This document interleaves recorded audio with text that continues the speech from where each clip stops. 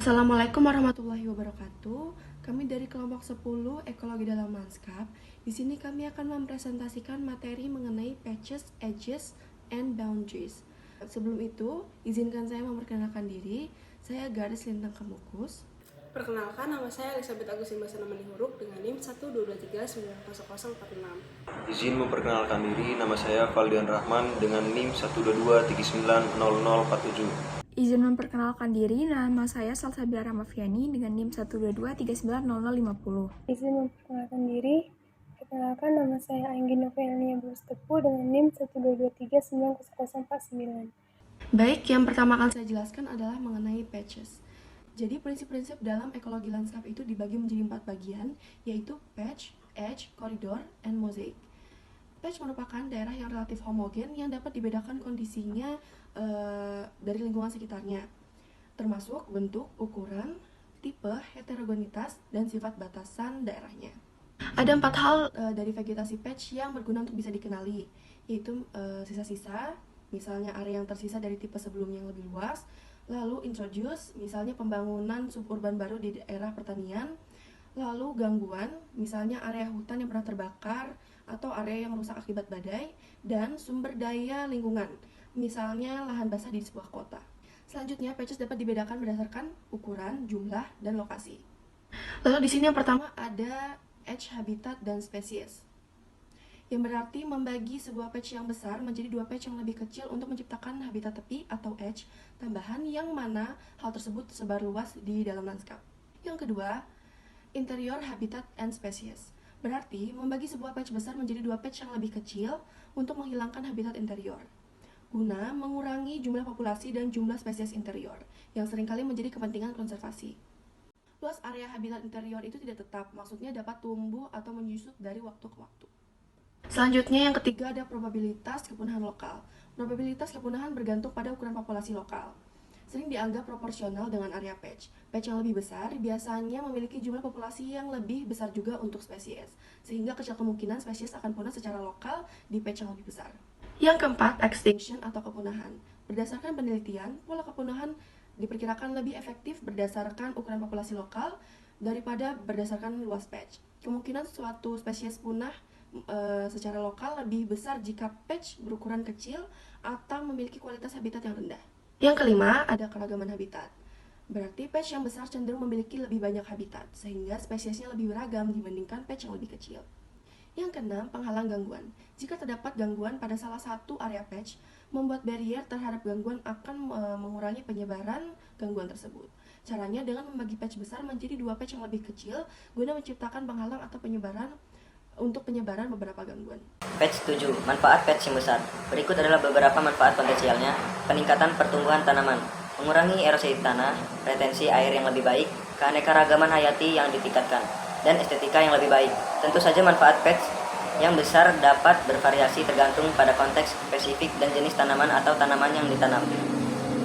Patch 8. Manfaat patch kecil.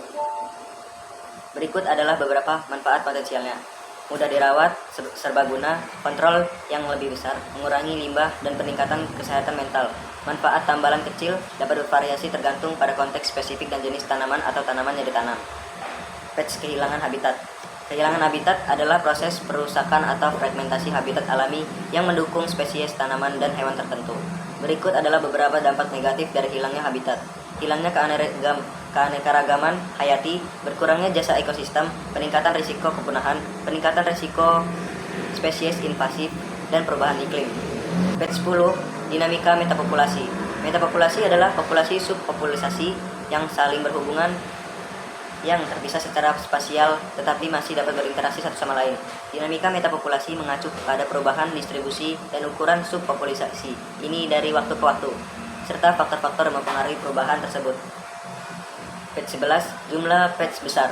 Jumlah patch besar dapat memiliki efek yang berbeda tergantung pada konteksnya. Berikut adalah beberapa efek potensial dari memiliki lebih banyak patch besar. Peningkatan keanekaragaman hayati, pengurangan fragmentasi, layanan ekosistem yang ditingkatkan, dan peningkatan ketahanan. Patch 11. Patch berkelompok sebagai habitat. Patch yang berkelompok memang dapat berfungsi sebagai habitat berbagai jenis organisme. Jenis habitat ini sering disebut sebagai habitat tambal sulam atau mosaik. di mana petak berukuran kecil atau sedang dari berbagai habitat diselingi dalam lanskap yang lebih besar.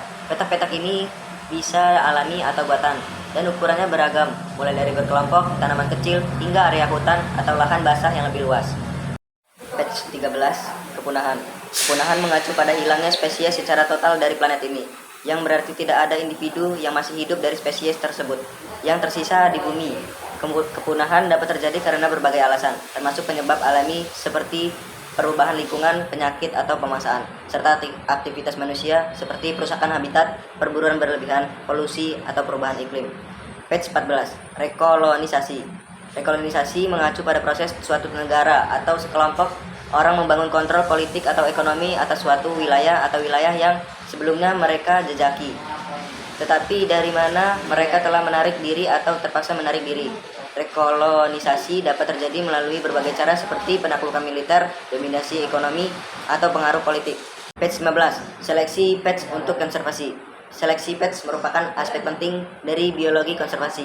Ini melibatkan identifikasi area atau habitat yang paling penting untuk pelestarian keanekaragaman hayati dan proses ekologi, dan memprioritaskan area tersebut untuk upaya konservasi. Pemilihan pets penting karena sumber daya konservasi terbatas, dan memfokuskan upaya dan kawasan yang paling berharga dapat memaksimalkan dampak upaya konservasi.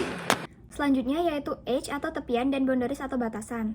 Sebuah edge digambarkan sebagai bagian luar dari patch yang lingkungannya sangat berbeda dengan bagian dalam patch. Seringkali tepian dan interior lingkungan terlihat sederhana dan berbeda.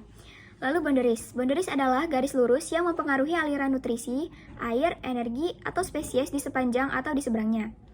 Boundaries juga bersifat politis atau administratif, yaitu pembagian artifisial antara bagian dalam dan luar yang mungkin atau tidak mungkin sesuai dengan batas atau tepian ekologis alami. Menghubungkan edge buatan ini dengan yang alami adalah penting. Saat perkembangan manusia terus meluas ke lingkungan alam, ujung-ujung yang tercipta akan semakin membentuk titik kritis untuk interaksi, seperti yang didefinisikan oleh batas-batasnya. Dapat dimanipulasi oleh arsitek landscape dan perencana penggunaan lahan untuk mencapai fungsi atau tujuan ekologis. Karena pentingnya beragam edge, ada banyak peluang untuk menggunakan zona transisi ekologi utama ini, antara lain yaitu habitat dan desain atau rencana. Selanjutnya struktur edge. Yang pertama adalah keanekaragaman struktural tepi edge, yaitu vegetatif dengan keanekaragaman struktural yang tinggi baik secara vertikal maupun horizontal, lebih kaya spesies hewan tepian, dan lebih tinggi struktur vertikal dan horizontalnya. Yang kedua, edge lebar. Edge lebar merupakan suatu tepian dengan tepi yang lebih lebar di sisi yang menghadap ke arah angin dan dominan paparan sinar matahari oleh koridor aliran. Lalu yang ketiga yaitu batas administratif dan ekologi alam. Apabila batas administratif atau politik suatu kawasan lindung tidak bertepatan dengan batas ekologis alami, kawasan di antara batas-batas tersebut seringkali menjadi berbeda dan dapat bertindak sebagai zona penyangga dan mengurangi pengaruh lingkungan pada daerah sekitar kawasan lindung. E4, edge sebagai penyaring atau filter. Patch edge biasanya berfungsi sebagai penyaring atau filter yang berguna untuk mengurangi atau mereduksi pengaruh lingkungan sekelilingnya terhadap patch interior atau patch yang berada di dalamnya. Lalu yang kelima, E5, kecuraman edge. Kecuraman edge yang meningkat cenderung meningkatkan pergerakan di sepanjang edge, seperti contoh yang ada di samping, sedangkan edge yang tidak curam cenderung membuat pergerakan melintasi sebuah edge. Lalu E6, edge alami dan edge manusia. Kebanyakan edge alami biasanya berbentuk kurvilinear, kompleks, dan juga lunak. Sedangkan edge manusia dibuat secara lurus, simple, dan juga kaku atau keras. Lalu E7, boundary straight dan boundary kurvilinear. Pembatas lurus cenderung memiliki banyak pergerakan spesies di sepanjang tepiannya. Sedangkan pembatas berliku-liku cenderung mempunyai pergerakan melintasi di tepiannya. E8, boundary keras dan boundary lunak. Bila dibandingkan dengan hard boundary di antara dua kawasan, soft boundary ini cenderung memiliki banyak manfaat dan juga keuntungan ekologis, termasuk berkurangnya erosi tanah dan juga menambahkan satwa liar. E9, edge curvilinearity dan juga edge width. Kombinasi dari kedua edge ini yaitu edge curvilinearity dan juga edge width menentukan jumlah edge habitat di dalam lanskap. Pola organik memberikan edge habitat yang lebih tebal dan juga lebih beragam. E10, teluk kecil dan lobus. Kehadiran teluk kecil dan lobus di sepanjang tepi memberikan keanekaragaman habitat yang lebih besar daripada di sepanjang tepi lurus, sehingga mendorong keanekaragaman spesies yang lebih tinggi. E11, spesies tepi dan interior. Patch yang lebih lebih berbelit-belit akan memiliki proporsi habitat tepi yang lebih tinggi, sehingga sedikit meningkatkan jumlah spesies tepi, tetapi secara tajam menurunkan jumlah spesies interior, termasuk yang penting untuk konservasi. 12. Interaksi dengan lingkungan. Semakin berbelit-belit bentuk patch, semakin banyak interaksi. Apakah positif atau negatif? Ada antara patch dan metrik sekitarnya. 13. Bentuk tambalan optimal secara ekologis. Tambalan yang optimal secara ekologis memberikan beberapa manfaat ekologis dan umumnya berbentuk pesawat ruang angkasa, dengan inti bulat untuk perlindungan sumber daya, ditambah beberapa batas lengkung dan beberapa jari untuk penyebaran spesies. 14. Bentuk dan orientasi. Tambalan yang berorientasi dengan sumbu panjangnya sejajar dengan rute penyebaran individu akan memiliki probabilitas yang lebih rendah untuk dikolonisasi atau kembali daripada tambalan yang tegak lurus dengan rute penyebaran.